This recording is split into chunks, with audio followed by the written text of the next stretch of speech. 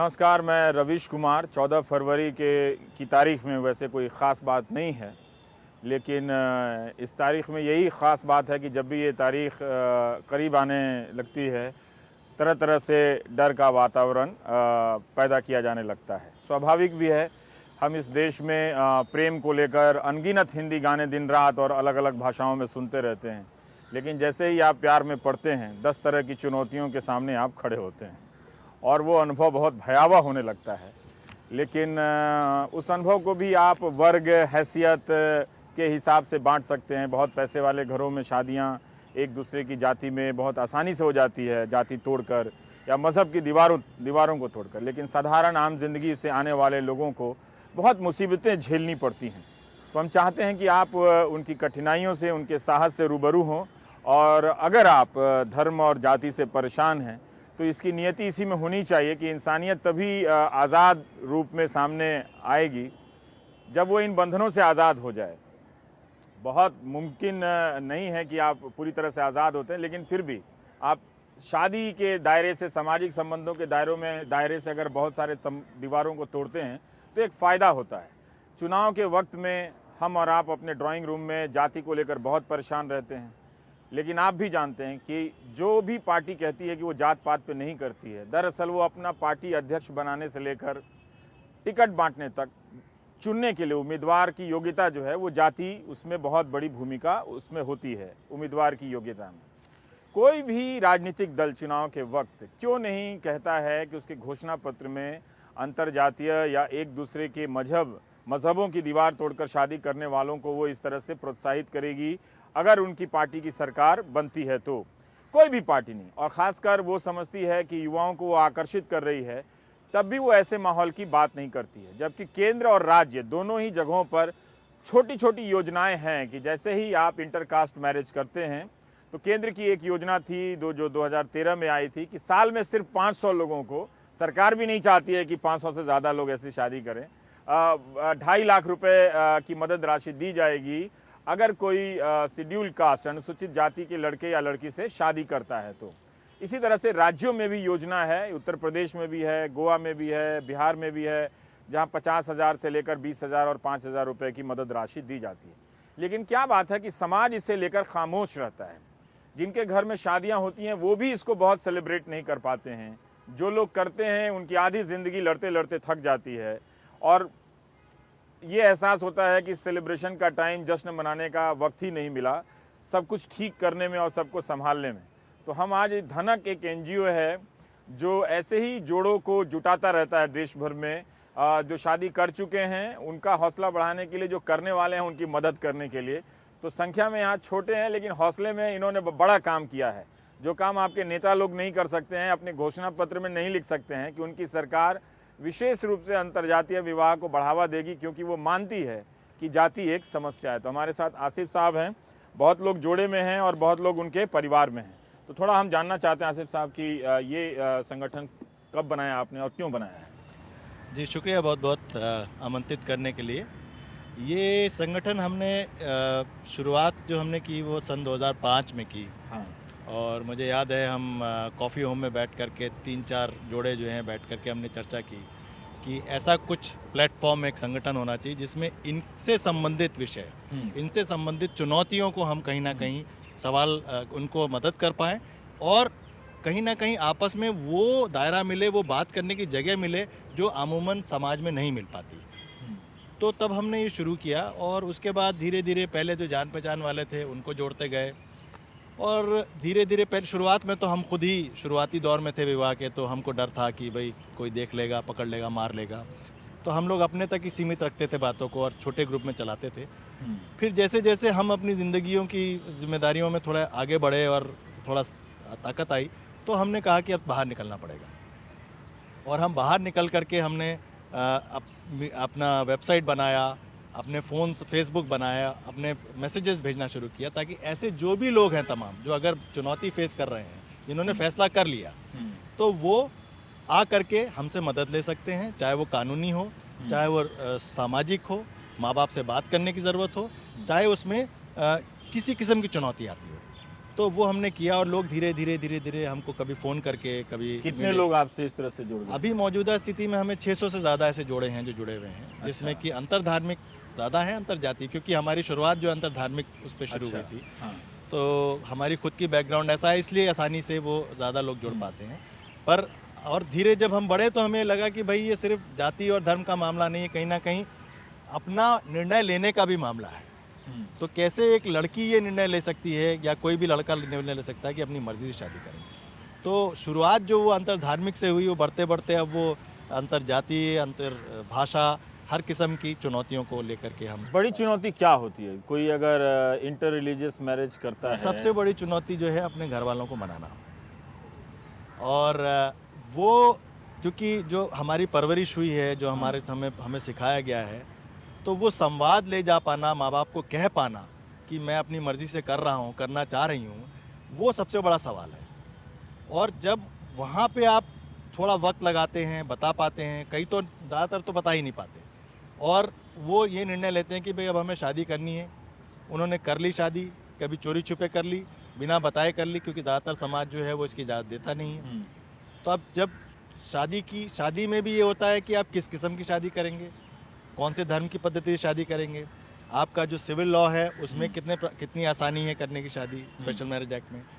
तो जो है प्रावधान वो इतने पेचीदे हैं कि उसमें इतना वक्त लग जाता है, 30 दिन का नोटिस पीरियड, कि लोग कहते हैं हम इससे अच्छा धर्म परिवर्तन करके धार्मिक विवाह कर लेते हैं और जा करके एफिडेविट बदल लेते हैं जा करके।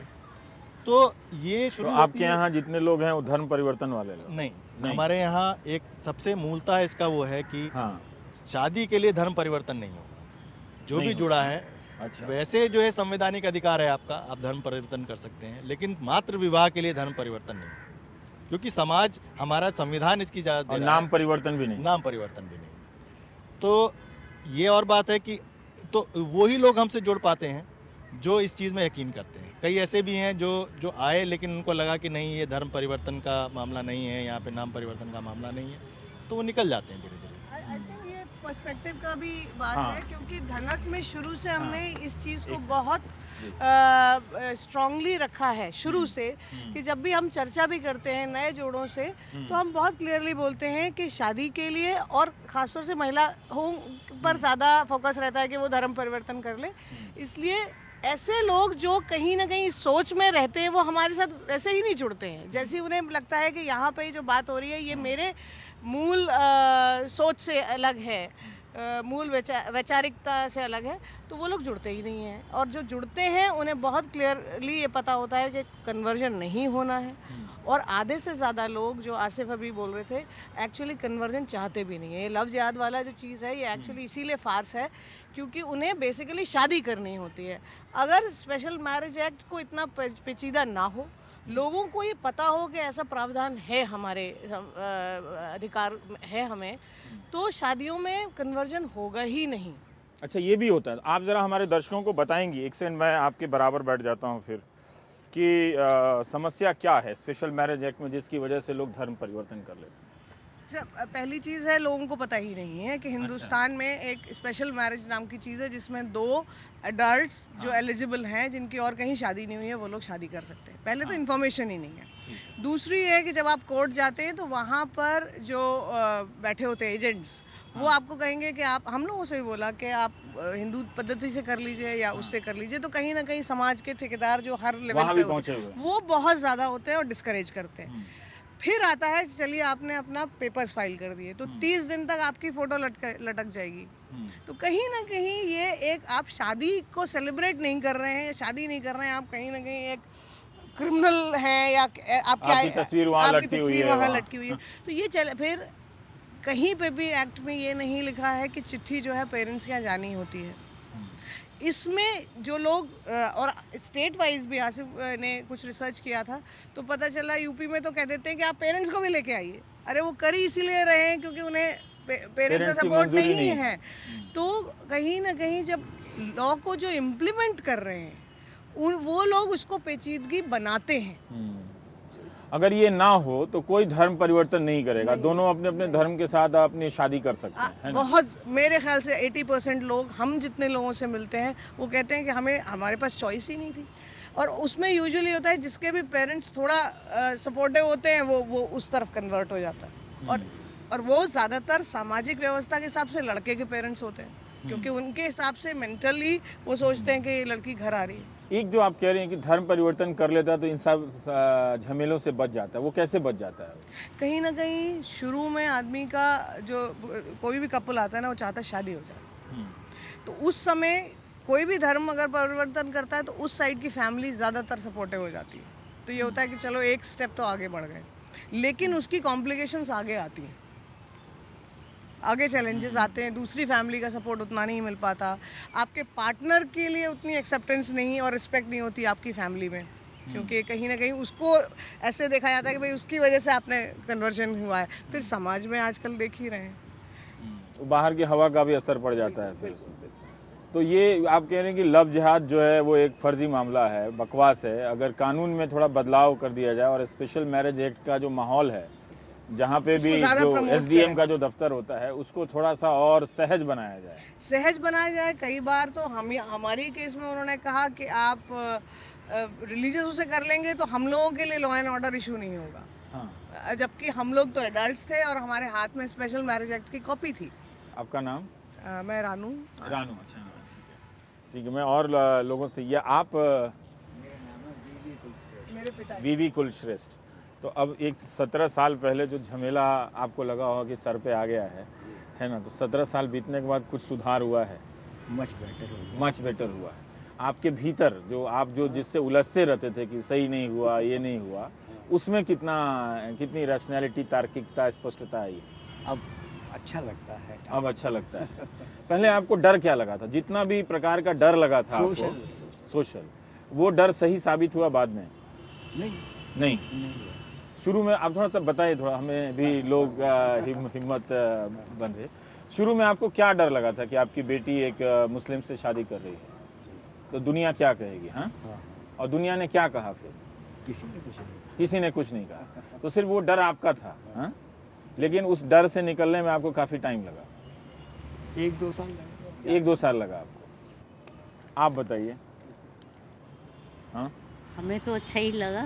तब भी अच्छा लगा था? नहीं, तब तो मैं बहुत नाराज़ थी, पर 1-2 साल में जब इन लोगों का व्यवहार देखा और ख़ास तौर पे इनके घर आके मैं थोड़े दिन रही थी, मुझे लगा कि बहुत अच्छे से रह रहे हैं, खुश हैं, तो लगा ठीक ही है। आप अखबारों में पढ़ती हैं कि हिंदू मुस्लिम शादियों को लेकर इतनी राजनीति हो रही है, तो आप डरती हैं या आपको लगता है कि ये बेवकूफ़ लोग हैं जो इस तरह की बातें कर रहे हैं? हाँ, लगता है कि बेवकूफ़ी है। जब बच्चे खुश हैं तो उसके साथ चलना चाहिए, उनके साथ। पर बाकी जो आपकी रिश्तेदारी के लोग हैं, वो लोग फिर बुलाते हैं शादियों में अपने यहाँ रस्म और रिवाज में? उन लोगों ने काफ़ी सम्मान दिया इन लोगों को। दिया आपके सारे रिश्तेदारों ने? हाँ, और इन लोगों को खास तौर पर काफ़ी सम्मान दिया, क्योंकि इनका व्यवहार है ये। मैं सोचती हूँ आपसी व्यवहार भी और उन लोगों से इनका व्यवहार।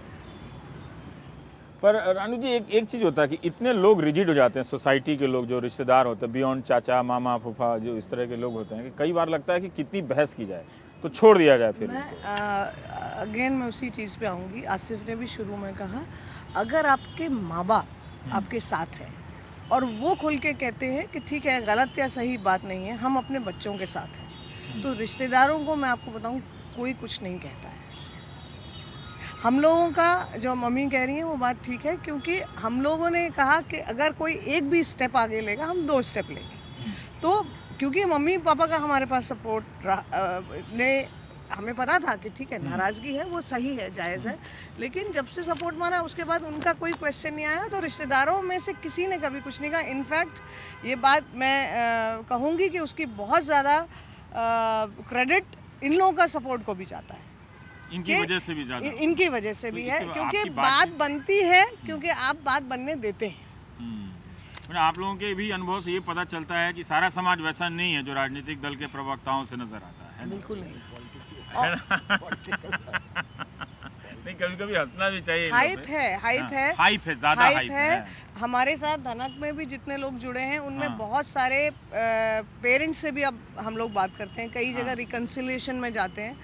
तो जब बात करो तो उनके दिमाग में इतना डर है कि हम किसको क्या बताएंगे, और उसमें उस अनुभव में हम लोग ये कहते हैं कि जिस दिन आप बोलेंगे कोई कुछ नहीं बोलेगा, क्योंकि आप लोगों को अलाउ करते हैं, आप अपने डर बोलते हैं, क्योंकि रिश्तेदारियों में तो और चीज़ों पर भी बातें बनती हैं। आप अगर देखेंगे उसका तो कोई कंट्रोल नहीं है, उस पर कंट्रोल नहीं है, तो ये आप कहीं ना कहीं रिश्तेदारियों में मौका देते हैं